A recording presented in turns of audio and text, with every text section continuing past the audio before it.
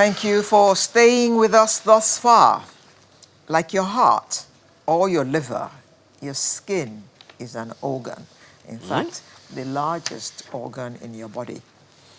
That means your routines, from going out in the sun to getting enough sleep, all these affect how your skin looks, feels, and functions. To take the best care of your skin, it's key to know what skin type you have. Your skin may be dark or light, or prone to acne or age spots, and this matters when you're going to choose the products you use for your skin. So when it comes to your daily skincare routine, you need to know if your skin is normal, dry, oily, sensitive, or a combination. Well, since there are various types of skins, I suppose there'll be different ways of looking after each type. Well, there's a consultant dermatologist in the house who's going to tell us more about this. Let us welcome Dr. Folakemi Cole-Adeife. Good morning. Good morning.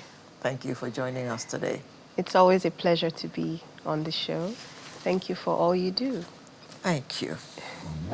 Normal, dry, oily, sensitive, combination. Right. Difference. Yes, so we all have one of these 5 skin types at any point in time. It's not static because sometimes people can have oily skin at a stage in their life and then later on develop combination or dry skin. So how do we tell the difference? So we must keep checking. Well, yeah, you could, because, for instance, people's skin changes with life, pregnancy, for instance, may have a different skin type. If you're on certain medications, then climate can also have an effect on your skin type. But most of the time, for most of your life, you'll have a particular skin type. So with oily skin, one of the ways to actually be able to check what kind of skin or your skin type you have is if you just wash your face with a gentle cleanser and leave it for about 30-45 minutes without applying anything. And then if after 30-45 minutes you notice your nose is a bit shiny or your forehead is already shiny, then you could say that you have oily skin. Or if after that period of time you notice your face feels a bit tight, dry, or looks ashy, because you haven't moisturized it, of course, then you know that probably have dry skin. If your face feels maybe stinging, your redness, or it just feels, a bit irritated, then you may have sensitive skin. And then if you're fine, not too oily, not dry, not feeling tight, normal skin. If maybe parts of it feel tight, maybe the cheeks, and then the other parts are oily, the T-zone, that's the middle of the face, then you can say combination. Yeah, so that's one way to kind of understand. And then, of course, as you've mentioned, your skincare products, the things you use, should be tailored to the kind of your skin type. Because if you have oily skin and you're using something for people with dry skin, you may not get the best outcome, with your skincare routine and vice versa, Sorry. I want to ask one funny question. Yeah. See, some people, and I'm going to say it the way we say it on the streets, not as a professional broadcaster. Some people will cut cucumber and put it on their face. Oh. Hey, Joe, what's the meaning of you cut, what's that thing? Cucumbers and just put it around rows the of eyes. cucumbers and just plaster it on your face. So I think it's 2 things, actually. One of them, which is very important, is self-care. People like to do things to make themselves feel better, like they're doing something to improve their skin.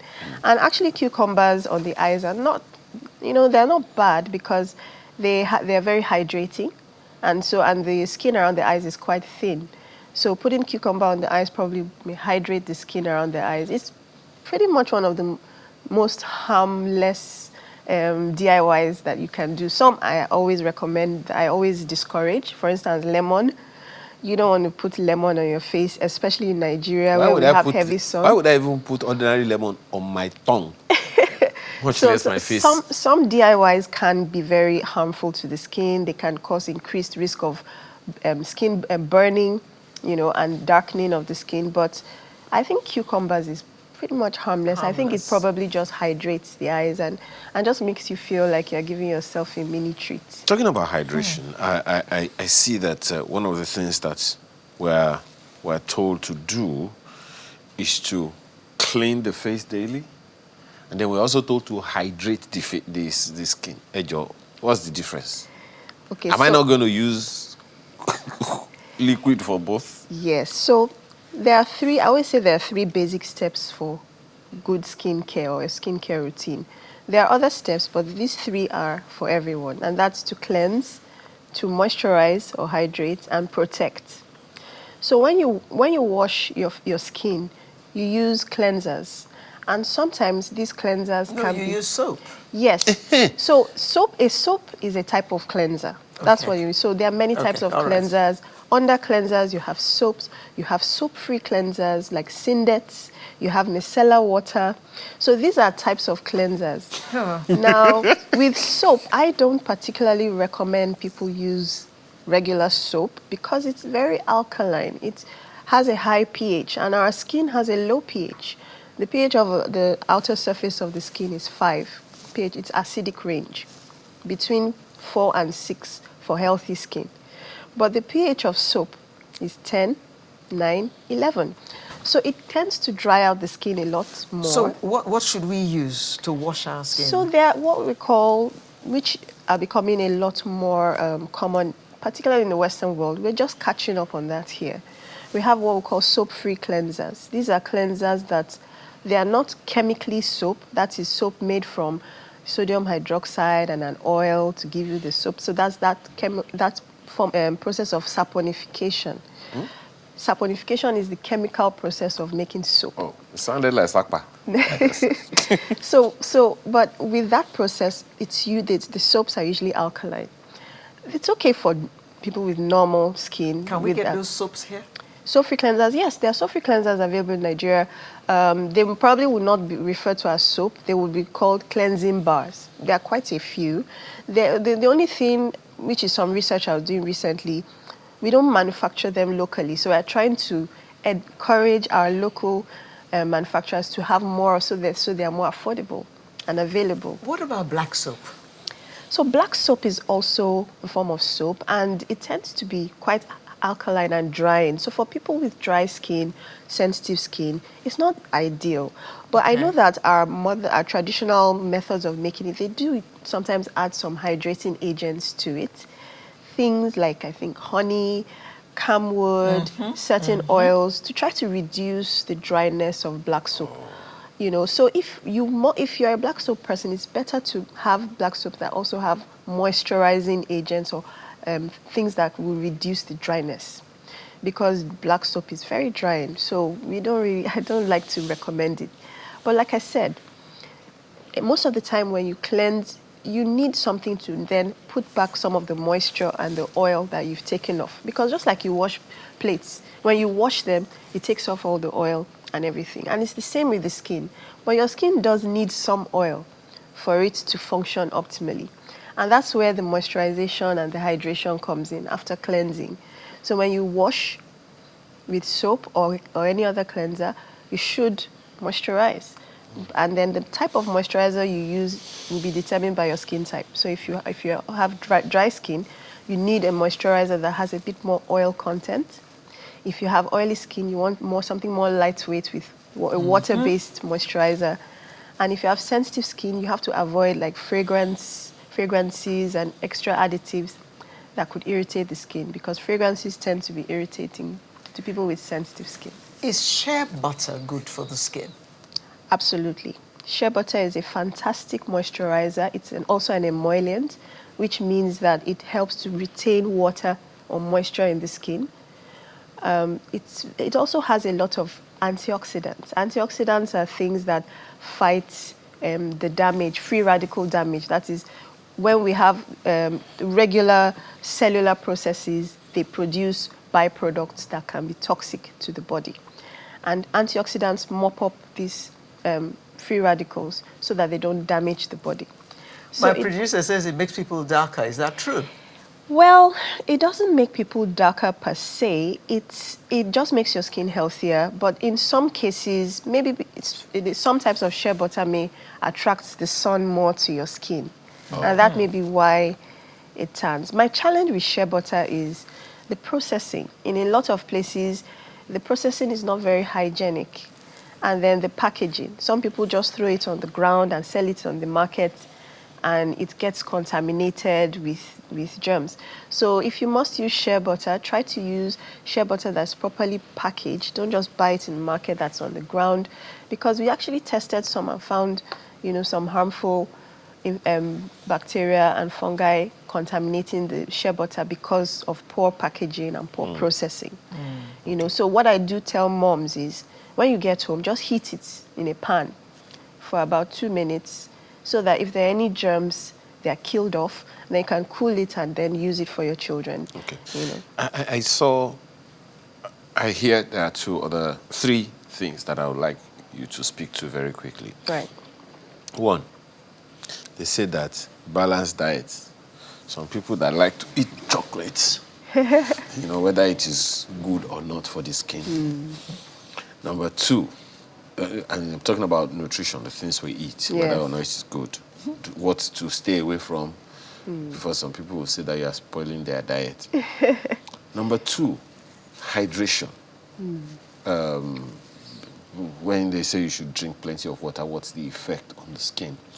And number three is sleep.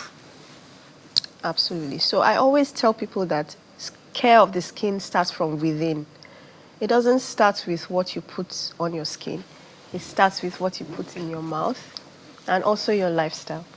If you are using the best skincare products and you're eating junk food, you're not getting enough sleep, you're not getting enough hydration. Say it again and define junk food. Yes. If you are using the best products, skincare products, but you're eating junk food, you're not drinking enough water, you're not getting enough sleep, you're not going to have the best skin that you can have.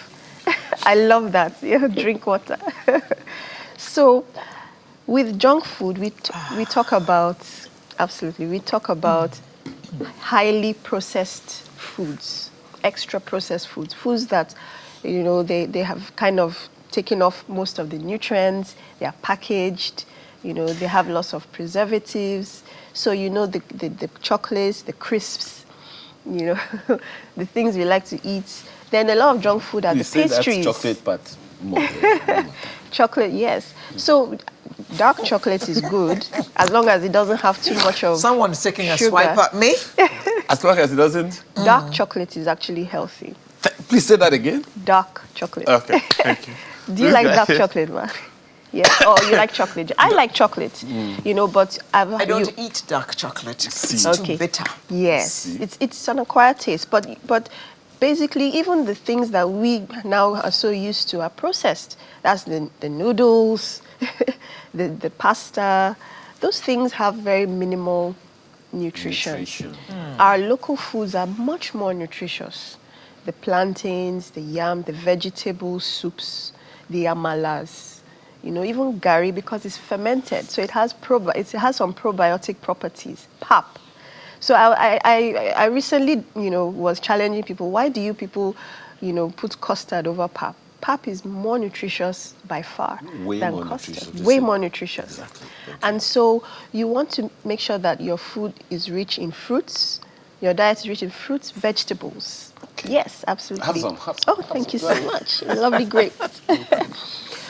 Fruits, vegetables. I always tell people, eat the rainbow. Let your plate be colorful. Oh. Don't just have, rice and stew. Yes. Don't just have rice and stew. Have some carrot or even a efo in your rice so that it's more balanced and nutritious. And that will not only help your skin, but your overall health and well-being. Then you also need a diet rich in omega-3 fatty acids.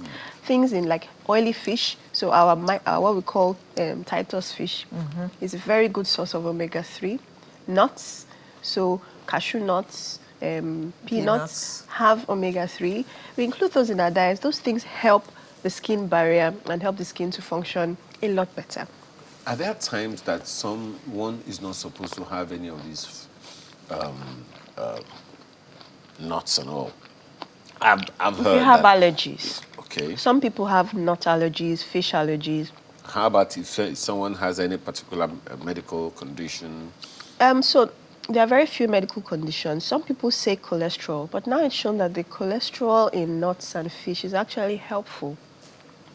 And so it has more of what we call polyunsaturated fatty acids, which help to balance out and improve more of the good cholesterol than the bad cholesterol. So it's actually fine if you know, there are some foods that are high that would increase your bad, in quotes, cholesterol, and then you should avoid.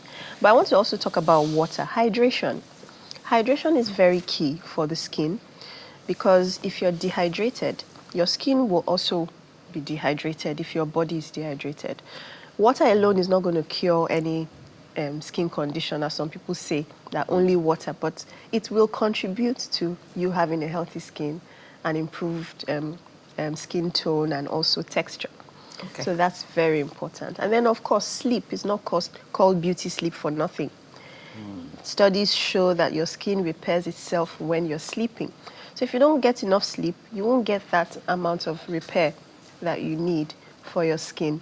And then, of course, with sleep, your cortisol levels are lowered, you're less stressed, and cortisol can also cause breakouts or worsen a lot of skin conditions, including acne, atopic dermatitis, psoriasis. These are all triggered by or aggravated by stress. So if you get enough sleep, you can get that. So those are important diet and lifestyle things for healthy skin, in addition to your skincare routine. Let's talk about bleaching creams, or should I call them? Because a lot of ladies now refuse that they're bleaching. They say They're toning, yes. Toning. Or I'm just trying to maintain my color. That's what people say. No, I'm not bleaching. I'm just maintaining my color. What does that mean? Your color maintains itself, doesn't absolutely, absolutely. And that's an issue. And that's one of the reasons why some people think some things make them dark. It's not that those things are making them dark. It's just that they don't lighten your skin. So if you'll be using a skin lightening agent and the dermatologist says, oh, use these creams, and you stop using a skin lightening agent, you're going to get dark because your skin is going to go back to the color that it's meant to be. Naturally. Naturally. Oh. You know, and that's we should all embrace our beautiful skin tones. And they don't want to be dark. But dark is so beautiful. Black skin has so many skin tones. It's so exotic. I don't understand why everybody wants to be, you know, fair. Well, it's not everybody. Well, I can tell you, I don't want to be fair. I like my dark color. Yes, I like my It's color because too. these guys like fair women. Is that true, Who sir? are these guys? I would like to Why ask do you think is that women are true? bleaching? Because Is it they true that believe men- that men like fair women. Is it true that men find light-skinned women more attractive? Please find me the man. No, because that is a common. We've actually done research on Yes. this, and we find that a lot of women believe Believe that it. they will have more See, there's options. something that I've always said. You know, They'll have with more When light a options. woman I is like looking, it. when a woman is looking all gaily, you are not doing it for the man. You are doing it for your fellow woman. Because the man, you want to be fair for me? Why? at the end of the day, the man, everything you are wearing, He doesn't see it. It's like you go to the shop to buy something. Am I buying the packaging or the product?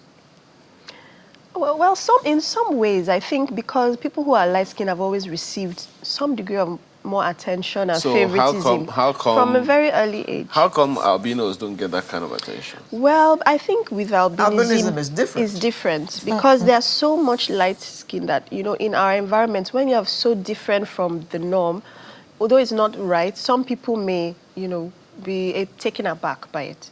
So it's a different thing. But with this, even sometimes I had a friend who has two daughters. One is light and one is fair. And the other one came home crying the other day because the teacher told her, oh, why your sister is more beautiful than you. She's very fair. Why are you dark? And that child was so psychologically traumatized by her teacher saying that. And those are things that sow the seeds of people wanting to be light-skinned and to... Perhaps the education should be out there.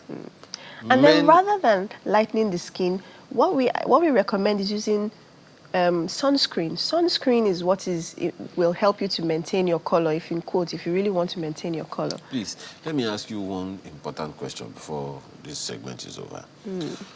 Does the skin type change over time? Whether you are man or woman, 1. 2, do you have different skin types on different parts of your body? Yeah, the answer to that question is, both questions is yes. Yes, your skin type can change as you get older. As we get older, we produce less oil, so our skin tends to get drier. So it can change. And like I've said, some medications can change your skin type. Things like pregnancy can change your skin type as well. And some medical conditions can also change your skin type. And then, yes, it's possible for you to have dry skin on the legs and then oily skin on the face. And that's fine. So if you do have that, you just need to use the appropriate skincare products for, so maybe a jelly or an oily thing on your feet if they're dry, and then something more lightweight on the face and the neck. So it's okay to have yellow face and black hands? No, we are talking of skin type, not skin tone. So skin tone is different. My director wants to know that one. Is it okay to have red, yellow face and black hands? It's probably from skin lightening. So we advise people to avoid skin lightening. It causes damage not only to the skin, but to your internal organs. And to protect your face from the sun, because it's always exposed, use sunscreen. Sunscreen is a cream that kind of blocks out the sun's rays and prevents tanning and darkening of the face. So rather than bleaching, use a sun protection cream to minimize tanning of the exposed parts of the body, so that it will help your skin to be almost a uniform skin tone and skin color. And it also protects against the damage of the sun, which causes aging, what we call photoaging. So sunscreen is important even for us dark-skinned people. Okay. Yeah. Quickly. Did you? Okay. Quickly, before you go. Yes. Are there any reasons why, especially women, should not bleach their skins? Absolutely. Are there health hazards attached to it? 1,000,001 health hazards. In addition to it damaging the skin, and in old age, your skin will have a lot of issues. It can also affect surgeries. So if you need a surgery and your skin is so thin, it won't be able to heal. There's increased risk of surgical complications. And then a lot of skin lightening agents can lead to diabetes, hypertension, kidney involvement, kidney damage, and some can lead to skin cancer. We are now seeing early reports of skin cancer following, skin bleaching. And so we all need to avoid that, because it doesn't end well. It looks good for a very short time, and then the rest is complication and damage. So please, don't bleach your skin. Lastly, we know some persons who were my color, and they went to take a bath, is what they call it, and they become as fair as fair. As fair as this. Yes. Is that also damaging to the skin, this bath that they take? It is very damaging. It's probably they use some phenols and bleaching agents to, take off some of the outermost layers of the skin. Those things have their adverse effects.